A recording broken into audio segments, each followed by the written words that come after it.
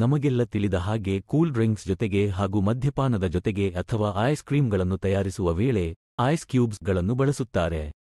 Refrigerator ಒಳಗೆ ನೀರನ್ನು ತುಂಬಿ ಕೆಲ ಸಮಯ ಇಟ್ಟರೆ ಸಾಕು, ಈ ಐಸ್ ಕ್ಯೂಬ್ಸ್ಗಳು ತಯಾರಾಗುತ್ತವೆ. ಆದರೆ ರೆಫ್ರಿಜಿರೇಟರ್ ಕಂಡುಹಿಡಿಯುವುದಕ್ಕಿಂತ ಮೊದಲು ಐಸ್ ಕ್ಯೂಬ್ಸ್ಗಳನ್ನು ಹೇಗೆ ತಯಾರಿಸುತ್ತಿದ್ದರು ಗೊತ್ತೇ? ಈ ಐಸ್ ಕ್ಯೂಬ್ಸ್ಗಳ ತಯಾರಿಕೆಯ ಹಿಂದೆ 200 ವರ್ಷಗಳ ಇತಿಹಾಸವಿದೆ. 1806ರಲ್ಲಿ ಅಮೆರಿಕದ ಫ್ರೆಡ್ರಿಕ್ ಟುಡಾ ಎನ್ನುವ ವ್ಯಕ್ತಿಯು ಈ ಐಸ್ ಕ್ಯೂಬ್ಸ್ಗಳ ತಯಾರಿಕೆಯ ವ್ಯಾಪಾರವನ್ನು ಶುರುಮಾಡಿದನು.